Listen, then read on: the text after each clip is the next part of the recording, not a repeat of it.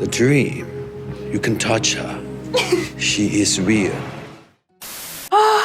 Okay, so Comedy Central posted this video back in 2019. I've never seen it before, but I am super curious, and this one's on architecture. It came up on my recommended page on YouTube, and I'm really excited to do a live reaction with you guys. And the video description is fantastic. It says a documentary pays tribute to the visionary architect responsible for designing some of the world's most unpleasant buildings. I guess we could just get right into it.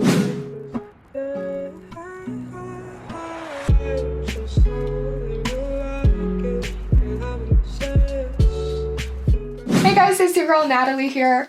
Oh, I said Natalie instead of Nat. Hey guys, it's your girl Nat here. Welcome back. Please be sure to subscribe and join our Discord. And we'll get right into the live reaction. Architecture begins with a thought, a dream,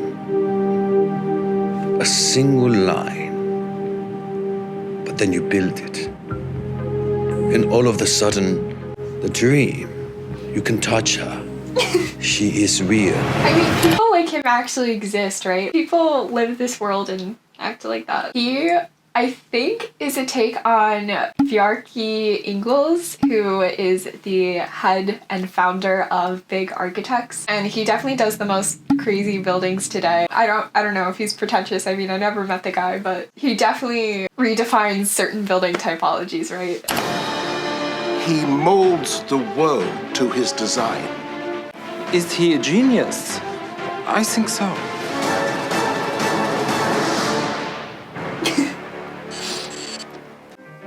He built three of New York City's most iconic buildings: Port Authority, Penn Station, and LaGuardia. Gerhardt's dream began in New York, but he has realized his buildings nationwide. The Boston City Hall. Ooh, Boston City Hall. Let's talk about Boston City Hall really quick. So Boston City Hall is commonly studied in architecture school, and it is a prime example of what's called brutalism. And brutalism is deliberately crude and actually emerged shortly post-war. It is a precedent for the modernist aesthetic that we all know and love or hate today. And basically the movement itself tries to celebrate the actual materiality of a building versus the highly ornamented, over-decorated forms on the cladding, right? To my understanding, the City Hall tries to show what program is from the outside. If there's a jut out, an expression that you can see from the exterior, that's supposed to show, oh, this is an office, right? Just FYI, in case you didn't know. See North Dakota State Building in Bismarck. And every AT&T building with no windows from Midtown to the Midwest. AT&T buildings deliberately have no windows, actually. Typically, they house a lot of servers. The minute you introduce a window, you're already putting some stress on your HVAC system. Computer systems at work constantly heating up. The last thing you want to do is put a punch window in there. I'm sure it sucks to work there because you have no natural light, but the priority in these kinds of buildings are to keep interior spaces cool. I want you to feel challenged, interrogated, tired. I want you to feel like I hate you personally. Because I do. I want you to feel too close to the man beside you. I want you to feel too far from the restroom. Already, there's a lot of dysfunctionality present in our world, and I mean, just when he was talking about the airports, right? It makes no sense. The chairs are uncomfortable, you aren't having a good experience. I mean, he was right. The experience sucks. A Gerhardt building will make you feel like shit, and you won't even know why.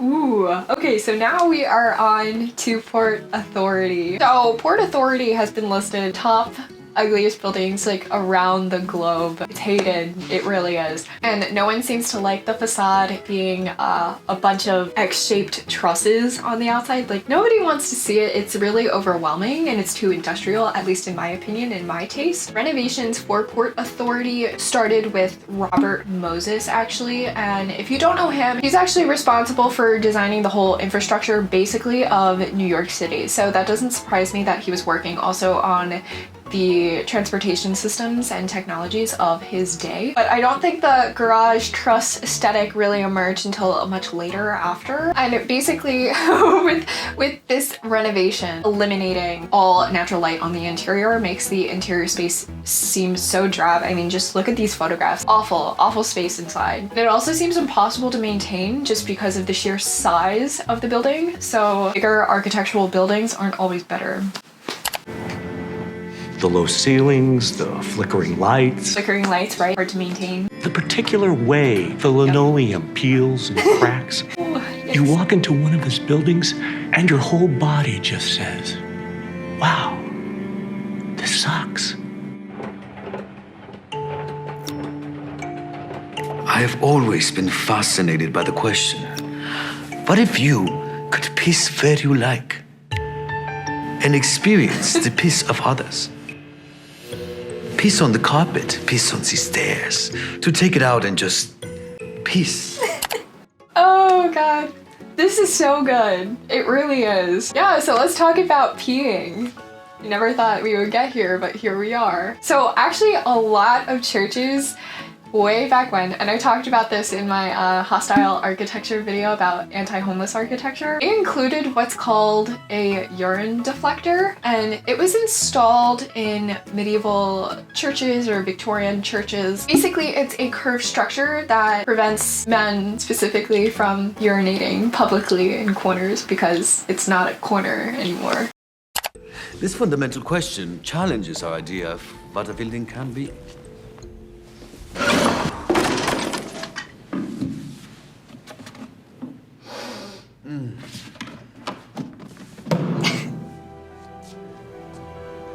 I'm not gonna lie, if he took that white model and flipped it over and said better, that would have been funnier, at least for the architecture students. I don't think anyone has escaped the, have you tried flipping the model upside down yet? If you have, congrats to you. That is the most depressing line you could ever hear. Better.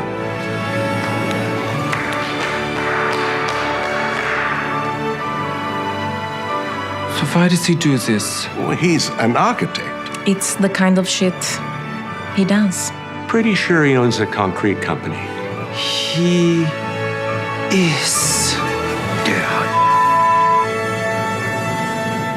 She is beautiful, Hans.